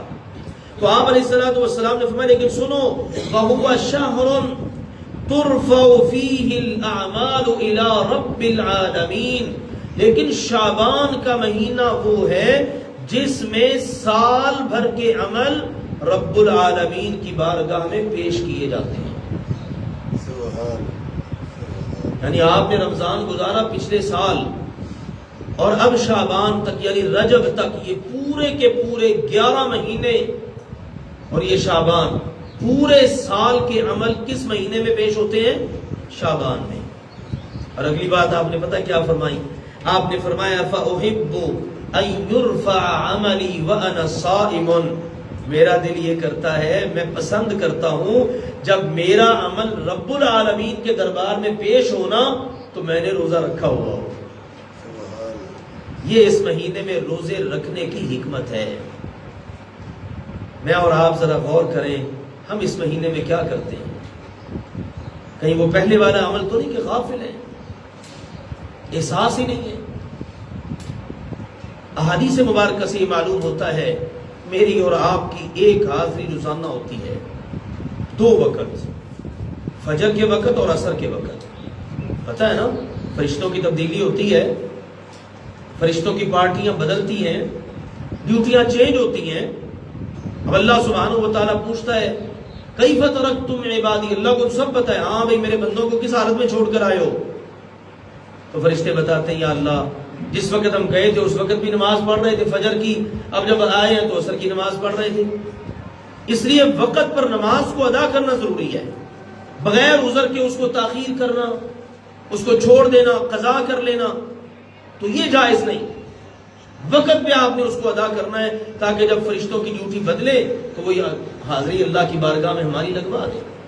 اور ایک حاضری ہوتی ہے ویکلی، اچھی طرح سمجھ لیجئے میرے عزیزو، یہ بڑی اہمیت کی حامل اور فکر انگیز باتیں ہیں۔ ایک حاضری ہے ڈیلی بیسس پر فجر اور عصر کے وقت، دوسری حاضری ہماری ہوتی ہے ویکلی، وہ کب ہوتی ہے؟ سوموار اور جمعرات۔ اسی لیے سوموار اور جمعرات کا روزہ رکھنا مسنون ہے، اس میں بھی یہی حکمت بتائی گئی ہے۔ اللہ کے نبی صلی اللہ علیہ وسلم کا کہنا میرا دل کرتا ہے جب میرا عمل ویکلی پیش ہونا تو میرا روزہ ہو، اور اس حدیث کے مطابق یہ حاضری ہوتی ہے سالانہ، اور اس میں کیا کرنا ہے؟ پورے مہینے کے روزے رکھنے ہیں تاکہ جب ہماری باری آ جائے اللہ کی بارگاہ میں ہمارے اعمال کی حاضری کی، ادھر ہمارا عمل نامہ پیش ہو رہا ہو اور ادھر ہم نے روزہ رکھا ہوا۔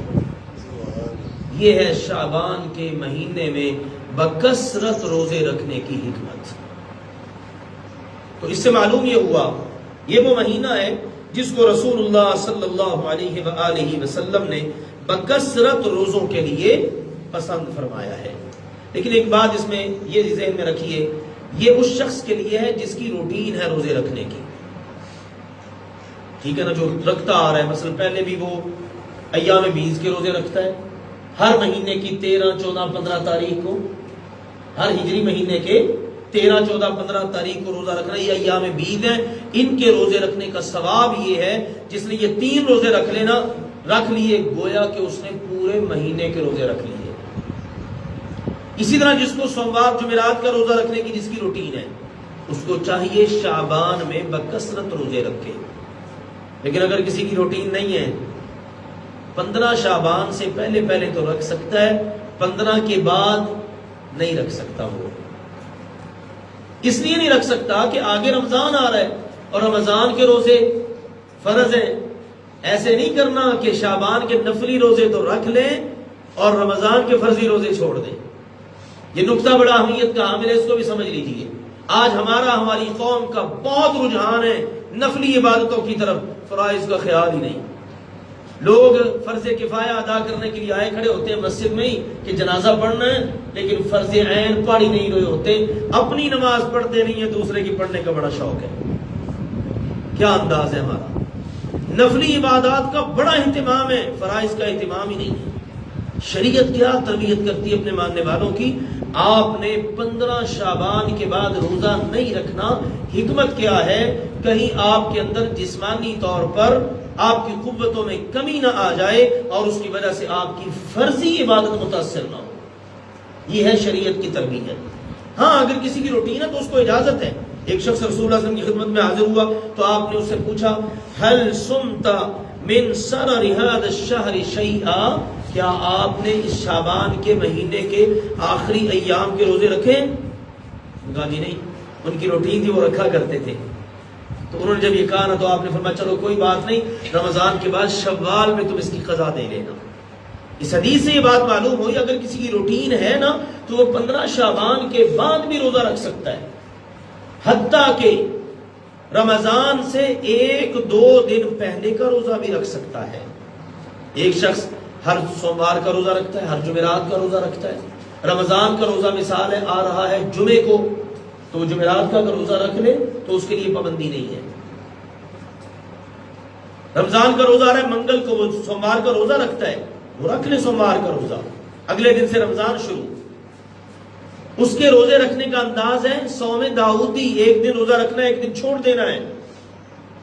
اس نے جس دن روزہ رکھا اس سے اگلے دن رمضان ہے تو اس کو اجازت ہے وہ روزہ رکھ لے، 1 دن پہلے 2 دن پہلے ایسے لوگوں کو اجازت ہے، لیکن باقی کسی کو اجازت نہیں۔ بلکہ رسول اللہ صلی اللہ علیہ وآلہ وسلم نے منع فرما دیا لا تصوموا لا تقدموا صوم رمضان بیوم ولا یومین، رمضان سے 1 دن پہلے 2 دن پہلے کو روزہ نہیں رکھنا، جس کو ہمارے یہاں کہتے ہیں استقبال رمضان۔ یہ رمضان شروع ہو رہا ہے لہذا ہم نے کہا چلو استقبال رمضان کا روزہ رکھ لیتے ہیں۔ ممانعت ہے حدیث پاک میں اس کی، آپ نے رمضان کے روزوں سے ہی سٹارٹ لینا ہے۔ رمضان سے پہلے استقبال رمضان کا یا شک کا کوئی روزہ نہیں ہے۔ یہ شکوک و شبہات میں لوگ پڑے رہتے ہیں، چلو جی روزہ رکھ لیتے ہیں، پتہ نہیں یہ ہے کہ پتہ نہیں وہ ہے۔ شریعت اس بات کی اجازت نہیں دیتی۔ شریعت کی بنیاد ہے پورے طرح یقین، اعتماد اور وثوق پر۔ قطعاً اجازت نہیں آپ شکوک و شبہات میں پڑھیں. تو یہ تعلیمات ہمیشہ مد نظر رکھنی چاہیے. خاص طور پر اب اس مہینے کی مناسبت سے یہی ہے کہ جس آدمی کی روٹین ہے، عادت ہے، اللہ کا شکر ہے وہ روزے رکھتا ہے، اس کو رکھنے چاہیے. اور جس کی روٹین نہیں ہے اب اس کو تیاری رکھنی چاہیے کہ انشاءاللہ آگے رمضان کی آمد ہے تو میں نے انشاءاللہ رمضان المبارک کے فرضی روزوں کا اہتمام کرنا ہے. تو یہ ہے میرے عزیزو تعلیم اس حوالے سے. اب آئیے اگلی بات ہے ایک اہمیت کی حامل، وہ ہے اس مہینے کے اندر ایک رات آتی ہے، وہ رات ہے 15 شعبان کی رات. 15 شعبان کی رات. آج کتنی تاریخ ہے؟ 13 شعبان. کل 14 ہے. گویا کہ کل کے بعد جو رات آئے گی نا وہ 15 شعبان کی رات ہوگی. کیونکہ ہجری لحاظ سے ایسے ہوتا نا کہ مغرب سے سٹارٹ ہوتا نا دن. آج مغرب سے کل مغرب تک 14 تاریخ ہوگی. کل جو گزر گئی ہے اس کی مغرب سے آج مغرب تک 13 تاریخ ہے. تو کل مغرب سے شروع ہو جائے گی 15 شعبان. یہ جو رات ہے اس رات کے حوالے سے ہمارے پاک و ہند میں مسلمانوں میں بہت ساری چیزیں مشہور ہو گئی ہیں، جس کی بنیاد میں اب کیا ہوتا ہے، بہت آگے بڑھ گئی ہے یہ قوم. معاملات ہی ایسے ہیں نا. اب ذرا سا وہ کہتے ہیں نا آپ ذرا ہمیں قدم رکھنے کا موقع دیں صحیح، لیٹنے کی جگہ ہم خود ہی بنا لیں گے. دین کے معاملے میں تو خاص طور پر ایسا ہے نا. اب آپ تصور کیجئے، غور کیجئے حالت کیا بن چکی ہے. آتش بازیاں ہو رہی ہیں ساری رات، اللہ معاف فرمائے پٹاخے چل رہے ہیں. کن کا کام ہے یہ؟ مجوسیوں کا، آتش پرستوں کا. کر کون رہے ہیں؟ مسلمان. اور کیا ہو رہا ہے جی؟ یہ عبادت ہو رہی ہے جی. یہ عبادت کی رات ہے. یہ جی لیلۃ البراء ہے. معاذ اللہ ثم معاذ اللہ. ابھی بتاتا ہوں کہ قرآن و حدیث میں اس کی کیا حیثیت ہے. لیکن آئیے پہلے ذرا حالات تو دیکھ لینا. بہت سارے لوگ مجالس کرتے ہیں، محافل کرتے ہیں، پروگرام ہو رہے ہوتے ہیں، ساری رات مساجد کے سپیکر چل رہے ہوتے ہیں. اب مسلمانوں کو تنگ کرنے والا معاملہ کدھر ہے؟ تکلیفیں دی جا رہی ہیں، لوگ اذیت میں ہیں، راہ گزرتے لوگوں کو تنگ کیا جا رہا ہے، ان کے قدموں میں لا کر پٹاخے چھوڑے جا رہے ہیں. اور جس وقت کوئی بیچارہ ڈرتا ہے، خوف زدہ ہوتا ہے تو اب اس پر تالیاں بجائی جاتی ہیں، ہنسا جاتا ہے، مذاق اڑایا جاتا ہے. پھر کھانے پینے کے پروگرام ہیں، پھر اگلے دن کے روزے کا اہتمام ہے. یہ سارا کچھ، اس کے علاوہ بھی جو کچھ ہے، یاد رکھیے اس میں سے کسی کا بھی قرآن و سنت میں کوئی ثبوت نہیں. ان میں سے کسی ایک چیز کا بھی قرآن و سنت میں کوئی ثبوت نہیں. تفصیل کا وقت نہیں میں سارا کچھ عرض کروں، لیکن آپ یہ ٹو دی پوائنٹ بات ذہن میں رکھیں. جتنی اس کے متعلق روایات ہیں وہ سب کی سب موضوع ہیں، من گھڑت ہیں. کوئی سیدنا علی کی طرف منسوب کر دی رضی اللہ تعالی عنہ، یہ رات اتنی فضیلت والی ہے، اتنے نفل پڑھو، یہ کرو وہ کرو. کوئی کسی اور صحابی کی طرف منسوب کر دی، یہ عبادت کرو گے اتنے گناہ معاف ہو جائیں گے، یہ کرو گے اتنے گناہ معاف ہو جائیں گے. ایسا کچھ بھی نہیں ہے. ہاں ایک روایت ہے، اس کے طرق اتنے زیادہ ہیں، سندیں اتنی زیادہ ہیں کہ وہ ساری مل کر ایک محدث ہیں شیخ البانی رحمہ اللہ تعالی، اور ایک ان کے شاگرد ہیں شیخ شعیب الارناؤوط. ان دو ائمہ رحمہم اللہ تعالی نے اس حدیث کو بہت زیادہ سندوں کی وجہ سے صحیح قرار دیا ہے. ان کے علاوہ باقی تمام محدثین نے اس کو بھی ضعیف ہی قرار دیا ہے. لیکن چلو ہم مان لیتے ہیں وہ صحیح ہے، لیکن پورے ذخیرہ احادیث میں صرف ایک حدیث صحیح ملی، اور وہ بھی کیا ہے؟ ذرا غور سے سنیے گا اس حدیث کو. وہ یہ ہے، اللہ سبحانہ و تعالی کے بارے میں رسول اللہ صلی اللہ علیہ وسلم نے فرمایا، یطلع اللہ تبارک و تعالی الی خلقہ لیلۃ النصف من شعبان. یہ جو شعبان کی درمیان والی رات ہے نا، 15 شعبان کی، اللہ تبارک و تعالی اپنی ساری مخلوق پر ایک نظر رحمت دوڑاتا ہے. اپنی نظر رحمت سے اللہ دیکھتا ہے. پھر کیا ہوتا ہے؟ فَيَغْفِرُ لِجَمِيعِ خَلْقِهِ إِلَّا لِمُشْرِكٍ أَوْ مُشَاحِنٍ. اللہ ساری مخلوق کو معاف کر دیتا ہے، صرف دو بد نصیب ہیں جن کی معافی اور بخشش نہیں ہوتی، ایک شرک کرنے والا، دوسرا دل میں کینہ رکھنے والا. بس یہ دو کام، ان سے بچنا ہے اگر معافی لینی ہے. لیکن ہم غور کریں شرک سے تو بچتے نہیں ہیں، شرک ہو رہا ہوتا ہے، بلکہ اس رات شرک کے بہت سارے کام ہو رہے ہوتے ہیں۔ مسلمانوں کے متعلق دلوں میں کینہ، حسد، زبان پر نفرتیں، بس یہ ایک حدیث ذخیرہ احادیث میں ملتی ہے، کرنے والا کام یہ ہے اگر کرنا ہے، باقی کسی کام کی کوئی حیثیت نہیں ہے، روٹین کی آپ نے رات گزارنی ہے، اور اگر دل میں کینہ حسد نہیں ہے، عقیدے میں شرک نہیں ہے، تو انشاءاللہ اس رات اللہ کے فضل و کرم سے معافی ہو جائے گی۔ اور اگر آپ سارا کچھ کرتے رہیں، خرچے بھی بڑے کریں، بڑی بڑی نیازیں دے رہے ہیں، آپ حلوے مانڈے چل رہے ہیں جناب، بہت کچھ ہو رہا ہے، اور ساری ساری رات جا کر عبادت کر رہے ہیں، عقیدے میں شرک ہے، اور دل میں کسی مسلمان کے متعلق نفرت ہے، خاندانوں میں، بہن بھائیوں میں، مسلمانوں میں آپس میں نہیں بنتی، دلوں میں حسد، کینہ، بغض، نفرتیں بھری پڑی ہیں، تو حدیث پاک بتا رہی ہے ایسے لوگوں کی بخشش نہیں ہوتی ہے۔ اس لیے 15 شعبان کی جو رات ہے نا، اس کے متعلق قرآن پاک میں اور حدیث پاک میں صرف یہ ایک دلیل ملتی ہے، اس کا اہتمام کیجئے۔ اگر کوئی شخص کہتا ہے اچھا اگر اس رات میں بخشش ہوتی ہے تو پھر ہمیں عبادتیں کر لینی چاہیے، بھئی عبادت کی تو کہیں تلقین ہی نہیں ہے، عبادت کی کہیں تلقین نہیں ہے۔ جس اللہ نے، جس رسول نے ہمیں یہ بتا دیا ہے کہ بھئی رمضان کے آخری عشرے کی طاق راتوں میں ایک رات ہے، اس کو تلاش کرو، وہ کون سی رات ہے؟ لیلۃ القدر۔ اور اس کے بارے میں سب کچھ بتایا ہے نا، سب کچھ بتایا ہے نا اس کے بارے میں، یہ دعا پڑھنی ہے، یوں عبادتیں کرنی ہیں، یوں اللہ تعالیٰ کی طرف سے رحمتوں کا نزول ہوتا ہے، یوں فرشتے ہو، سب کچھ بتایا گیا ہے۔ تو اگر اس رات کی بھی کوئی اہمیت ہوتی تو اس کے بارے میں بھی تو کچھ بتایا جاتا نا، اس کے بارے میں بھی بتایا جاتا کہ چلو بھی اس رات میں سب کی بخشش ہوتی ہے سوائے مشرک کے اور دل میں کینہ رکھنے والے کے، تم یہ عبادت کرو، تم اتنے نفل پڑھو، تم یہ کرو، وہ کرو، کچھ بھی نہیں ہے ایسا، لہذا یہ ہے کام کرنے والا۔ اب بعض لوگ کہتے ہیں جی یہ بڑی مبارک رات ہے، یہ بڑی مبارک رات ہے، بھئی کوئی دلیل؟ کہتے ہیں دیکھو نا سورۃ الدخان میں اِنَّا أَنزَلْنَاهُ فِي لَيْلَةٍ مُبَارَكَةٍ، یقیناً ہم نے اس قرآن کو بابرکت رات میں اتارا ہے، اس قرآن کو بابرکت رات میں اتارا ہے۔ میں اللہ کی توفیق سے عرض کرتا ہوں کہ ہم آپس میں الجھنے کی بجائے یا کسی اور کی طرف دیکھنے کی بجائے ہم اللہ کے قرآن کو ہی دیکھ لیتے ہیں۔ اللہ نے کس کو اتارا ہے مبارک رات میں؟ قرآن کو، اور بتا رہا ہے قرآن ہی کس مہینے میں اترا ہے قرآن؟ شہر رمضان الذی انزل فیہ القرآن، قرآن اللہ کی طرف سے اترا ہے رمضان کے مہینے میں۔ تو معلوم یہ ہوا وہ جو مبارک رات ہے نا وہ شعبان میں نہیں ہے، وہ کس میں ہے؟ رمضان میں۔ ایک مسئلہ حل ہوا، اب قرآن ہی بتا رہا ہے وہ کون سی رات ہے۔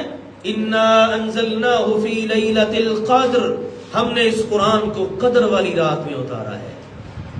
کون سی وہ رات ہے؟ لیلۃ القدر خیر من الف شہر، وہ ایک رات ہی 1000 مہینوں سے بہتر ہے۔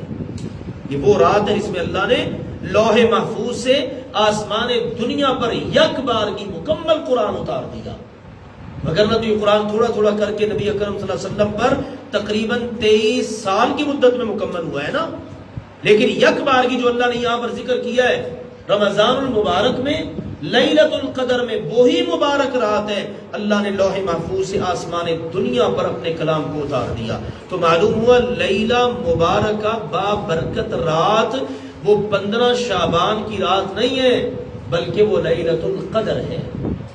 اور آخری بات اس حوالے سے یہ نوٹ فرما لیجئے کہ جو شریعت کا جو مزاج ہے نا وہ یہ ہے کہ بندوں کو محنت پر لگایا جائے۔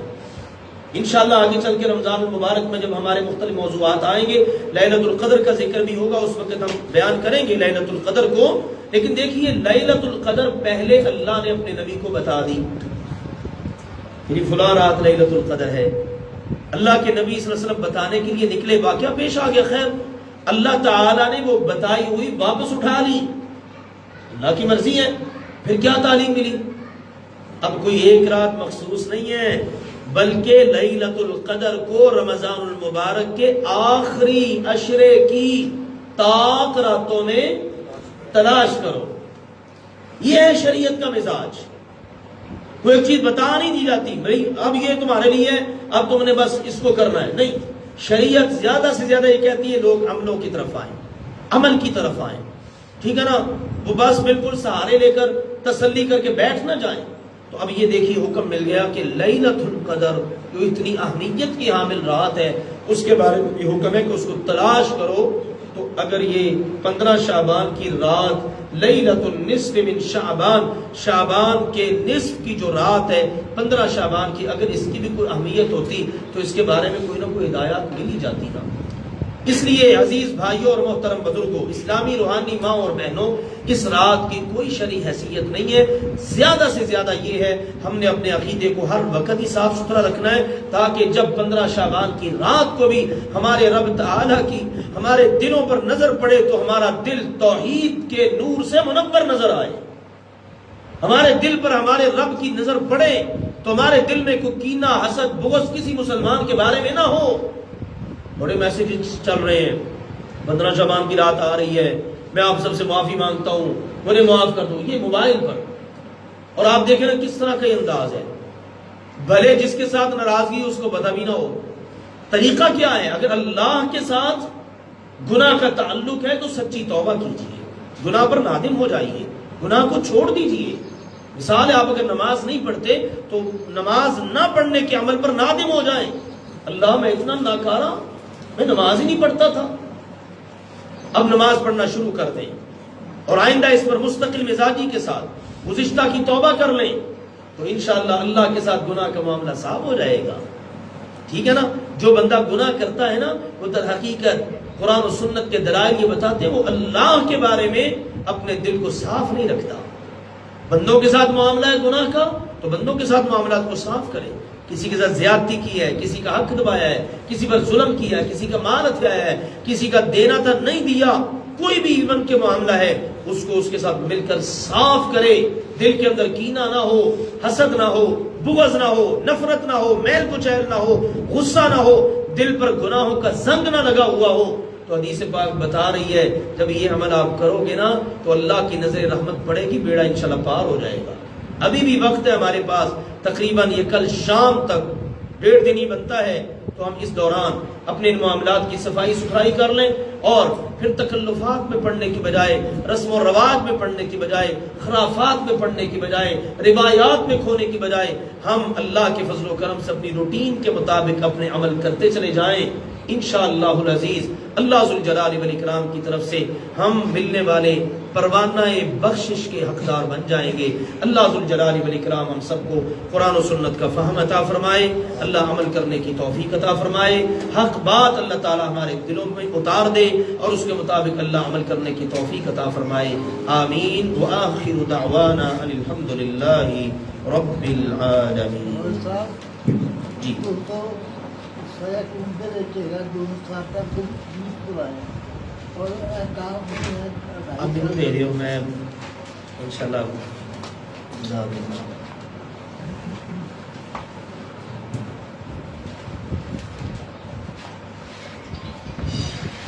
ہاں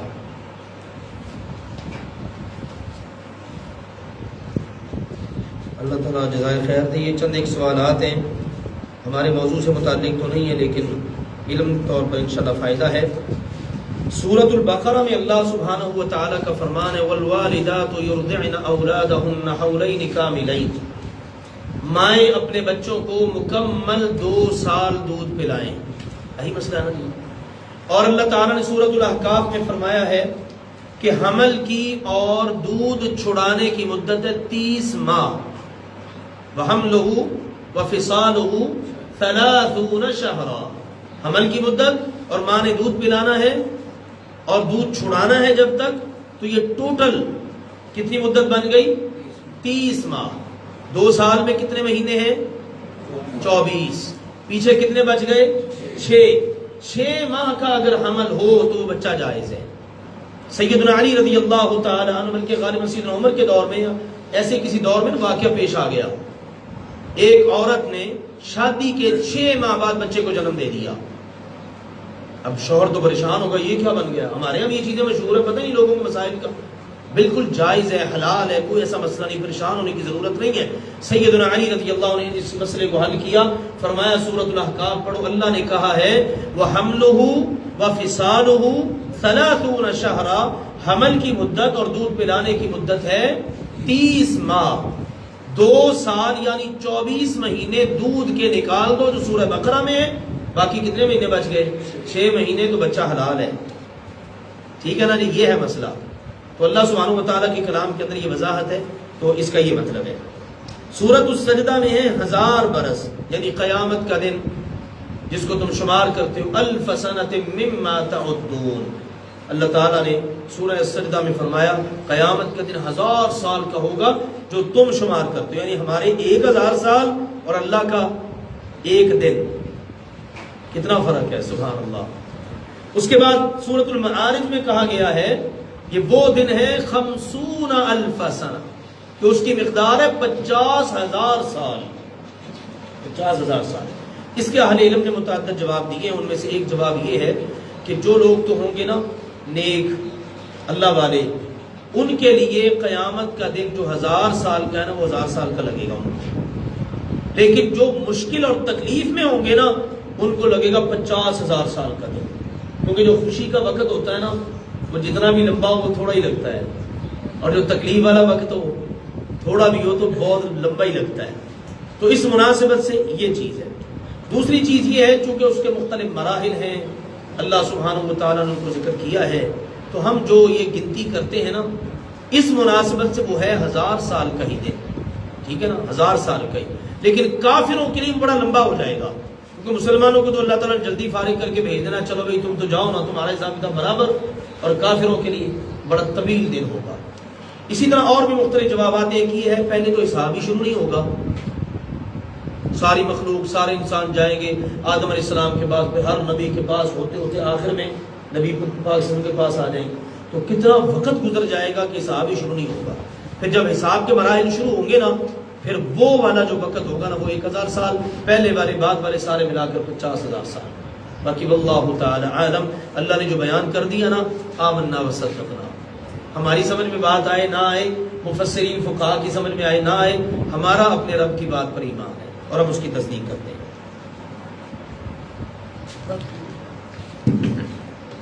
کسی بھائی کی طرف سے کوئی سوال ہو؟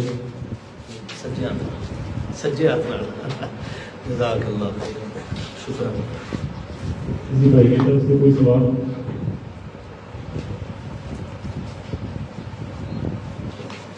کوئی نفلی روزہ اگر رکھتا ہے اور اس کی درخواست سے ظاہر ہو جاتا ہے کہ وہ اتنا کم کر رہتی ہے، تو کیا اسے چھوڑ بھی سکتا ہے، چھوڑ سکتا ہے؟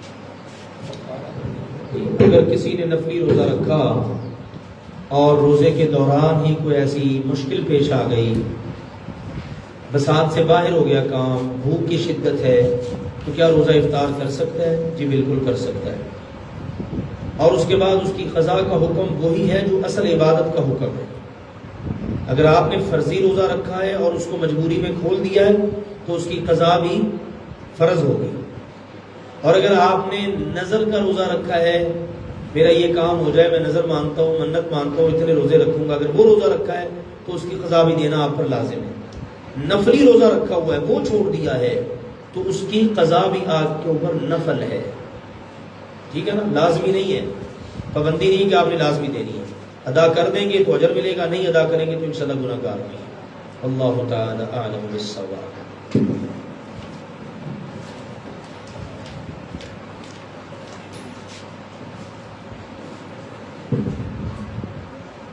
میرا یہ سوال کیا ہے کہ یہ کچھ اس طرح سے ہے کہ اپنے والدین کے لیے بندہ ثواب ہے چاہے کرنا چاہتے ہیں، تو دعا کے ذریعے بھی ہو سکتا ہے اور صدقے کے ذریعے بھی ہو سکتا ہے، لیکن کچھ سننے میں اس طرح کی باتیں آئی ہیں کہ دعا کے ذریعے نہیں ہو سکتا، آپ دعا نہیں کر سکتے، آپ صرف اس کے لیے صدقہ کر سکتے، صدقہ جائز ہوگا، دعا کے لیے نہیں کی جا سکتی، دعا اپنے لیے کی جا سکتی ہے۔ اس طرح سے کچھ مسائل سامنے آئے، اور یہ لہلت الجائزہ کا ذرا ٹائم ہے کہ یہ کیا چیز ہے لہلت الجائزہ، اس کے بارے میں اس کے جو سوال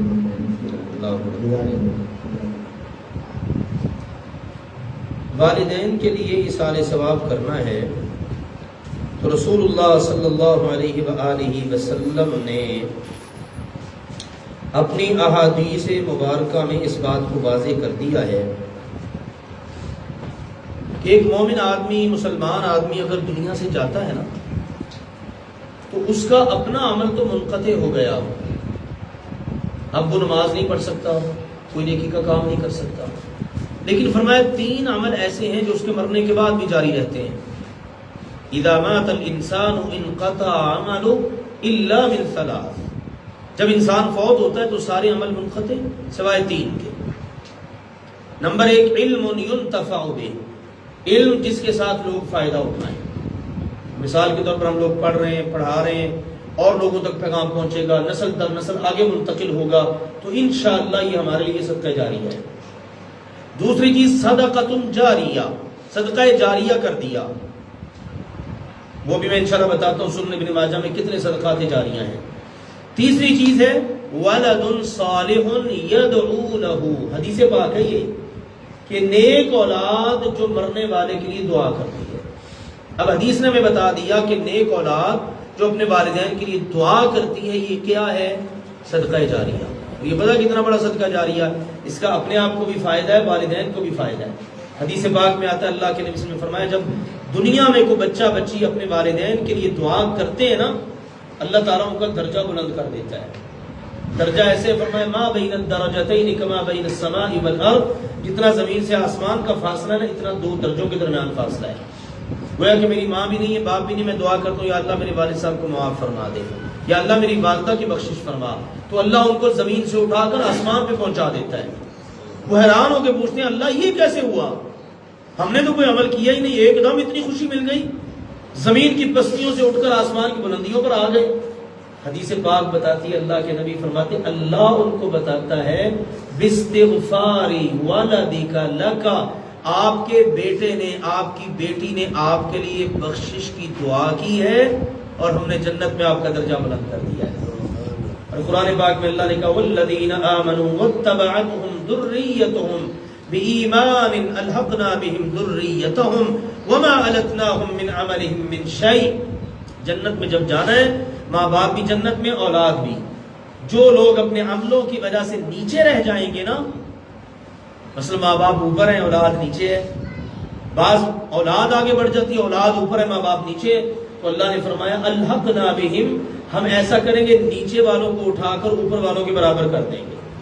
تو اس کا مطلب ہے اگر میں دنیا میں اپنے ماں باپ کے لیے دعائیں کرتا ہوں نا، جتنا اجر ان کے لیے، جتنے درجے ان کے بلند ہو رہے ہیں نا، ساتھ ساتھ میرے بھی ہو رہے ہیں.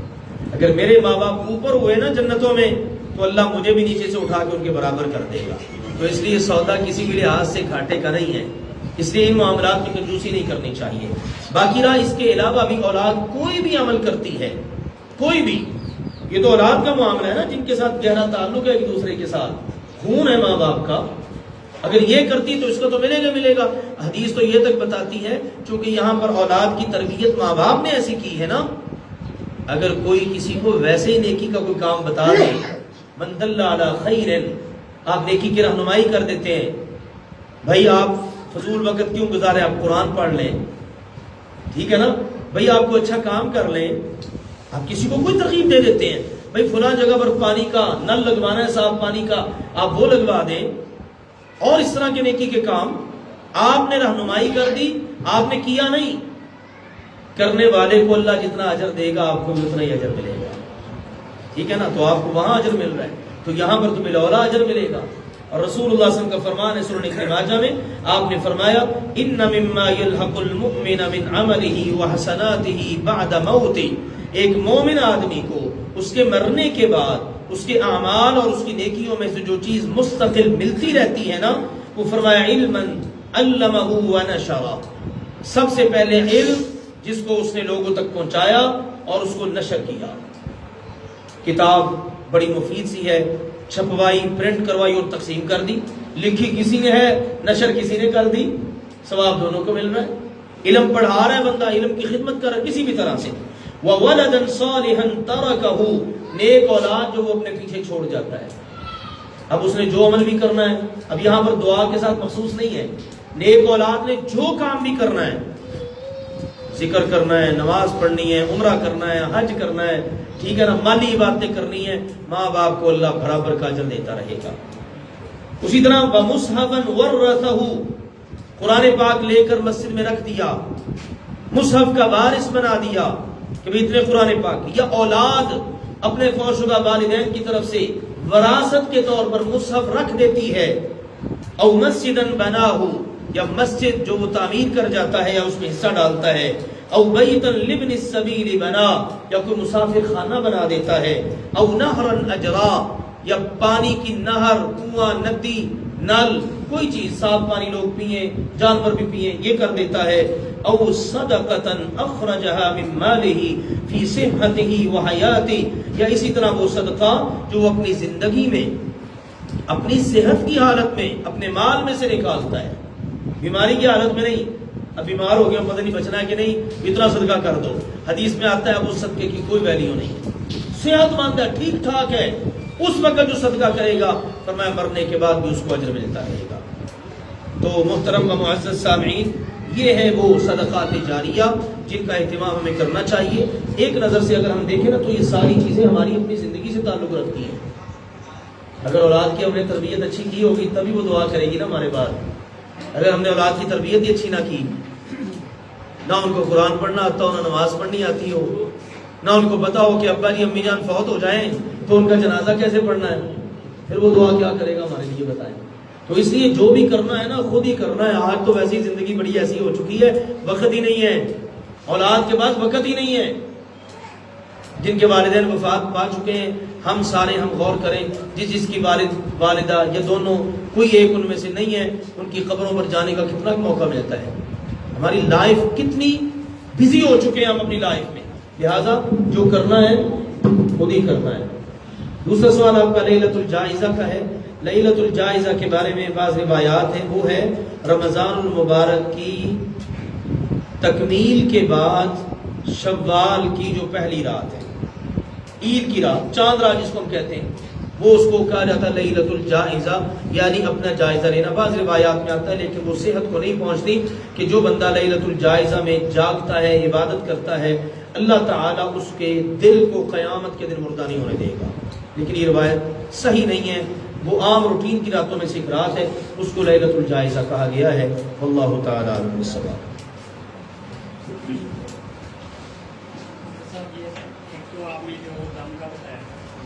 صرف ایسے ہی دعا پڑھ لیجیے، ہاتھ رکھ کے ویسے ہی دعا پڑھ لیں گے، ایک یہ ہے۔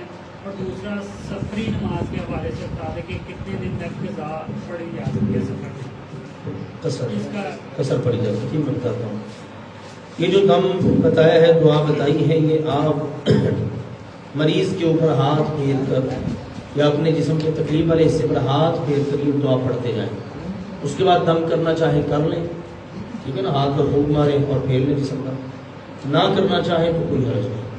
اس کو پڑھنا ضروری ہے، دم کرنا ضروری نہیں ہے، وہ آپ کو ہے اپنی تسلی کے لیے، آپ کہہ لیں کرنا چاہتے ہیں کر لیں، نہیں کرنا چاہتے کوئی بات نہیں۔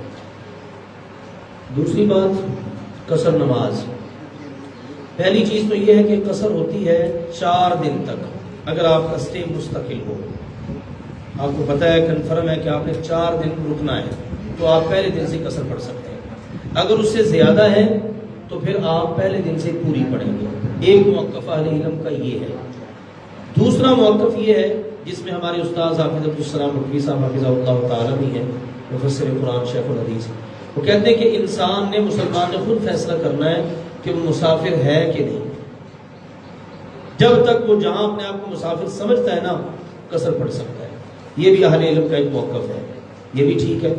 آپ کہیں جاتے ہیں، اسٹے کرتے ہیں، آپ کہتے ہیں مسافروں کی طرح آیا ہوں، بس 2-4 دن رہنا، میں نے چلے جانا، میں نے کون سا یہاں پر پکا پکا رہنا، تو آپ قصر پڑھ سکتے ہیں۔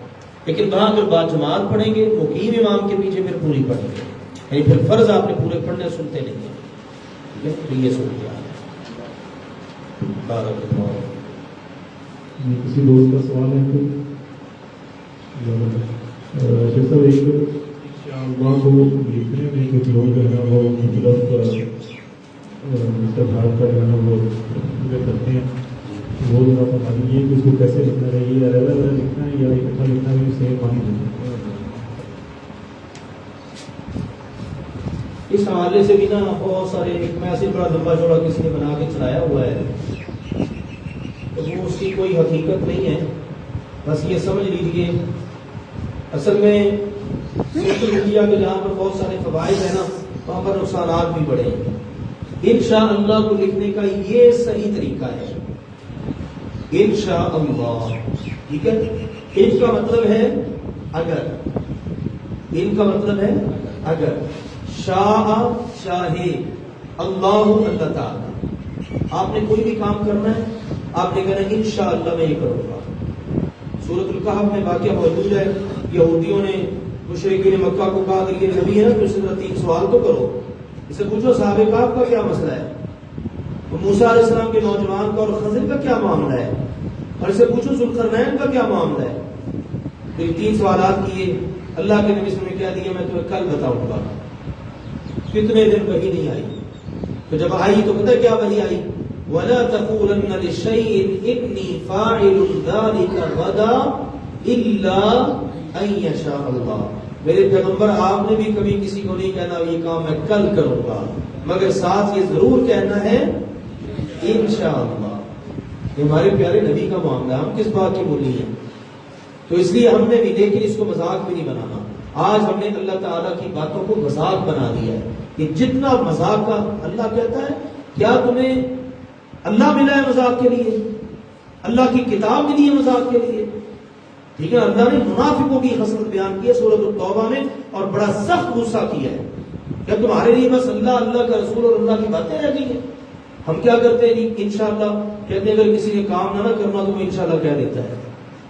یہ اس کا اپنا رویہ، اپنا، اس کو اپنی اصلاح کرنی چاہیے، لیکن ہمیں انشاءاللہ کو نشانہ نہیں بنانا چاہیے. تو اس لیے لکھنے کا یہ طریقہ انشاء اللہ. ان کا مطلب اگر شاء چاہ اللہ اللہ نے. تو ہمارے یہاں وہ کہا جاتا ہے یہ انشاء جو ہے نا، انشاء یہ لکھنا اس مقصد کے لیے ٹھیک نہیں ہے.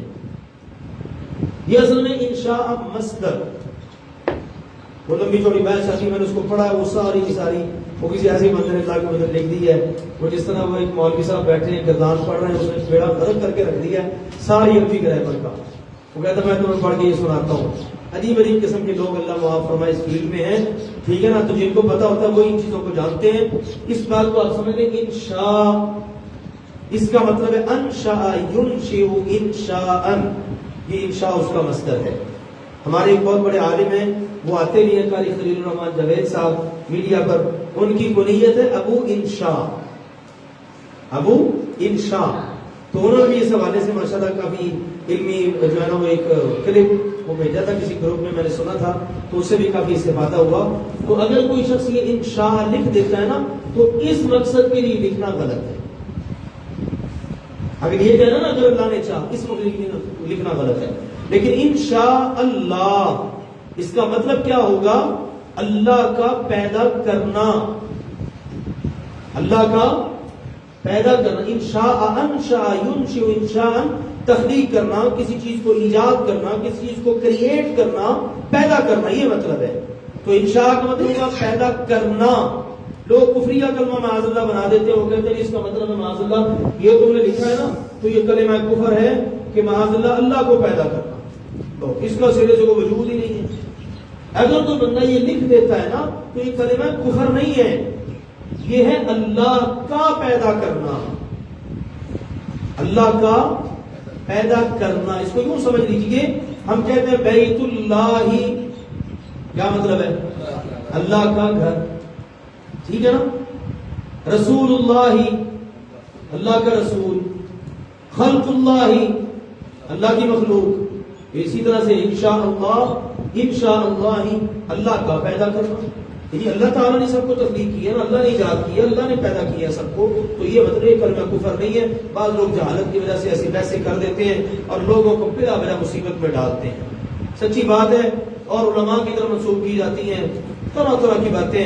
وہ ایک بڑا چل رہا ہے، باپ کے علاوہ شوہر کی طرف اگر عورت نسبت کر لیتی ہے تو معاذ اللہ پتہ نہیں کیا ہو جاتی ہے، اسلام سے نکل جاتی ہے. کتنی واہیات قسم کی گفتگو ہے، لوگوں کو مصیبت میں ڈال دیا ہے. اب ہماری ہزاروں، میرے خیال لاکھوں، بلکہ شاید اس سے بھی زیادہ بہنیں، بیٹیاں، مائیں ہوں گی کہ جن کی نسبت شوہروں کی طرف ہے.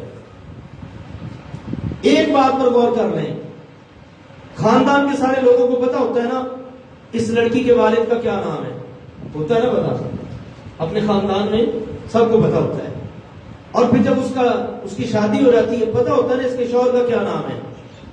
اگر مثال میں بولوں فاطمہ محمد، آپ کے ذہن میں کیا آئے گا؟ کون سی فاطمہ؟ محمد صلی اللہ علیہ وسلم کی بیٹی فاطمہ۔ میں اگر کہوں فاطمہ علی، کیا تصور آئے گا؟ سیدنا علی کی بیوی فاطمہ۔ کیا معاذ اللہ آپ یہ سمجھ سکتے ہیں کہ محمد کی جگہ پہ علی لگا کے میں نے علی کی بیٹی بنا دی ہے فاطمہ کو؟ یار تو عقل سے بھی کام لینا چاہیے نا۔ الحمدللہ یہ عام سی باتیں، تو بلا وجہ سے مصیبت میں ڈال دیا، لوگوں کو الجھا دیا، کتنے لوگ پریشان۔ بعض وہ بھی بیچارے لوگ اتنے سیدھے ہوتے ہیں، عقل سے کام تو کم لوگ ہی لیتے ہیں نا، وہ کہتے ہیں ہم کیا کریں، شناختی کارڈ چینج کروائیں، نام چینج کریں، کیا کریں؟ بھائی کچھ بھی نہیں کرنا، کچھ بھی نہیں کرنا، ایسے ہی لوگوں نے آپ کو مصیبت میں ڈال دیا ہے۔ عورت اپنے نام کے ساتھ اپنے والد صاحب کا نام استعمال کرے، اپنے شوہر کا استعمال کرے، اپنے بھائی کا استعمال کرے، اپنے بیٹے کا استعمال کرے، اپنے چچا کا نام استعمال کر لے، اپنے ماموں کا نام استعمال کر لے، اپنی بیٹی کا نام استعمال کر لے، اس پر کسی قسم کی کوئی قدر نہیں۔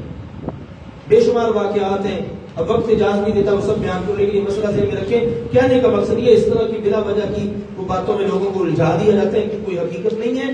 لیکن ایک بات ہے، انشاءاللہ جو لوگ اس طرح لکھ دیتے ہیں نا وہ کوئی کلمہ کفر نہیں لکھتے، لکھنا اس طرح چاہیے انشاءاللہ۔ واللہ تعالی علیہ وسلم۔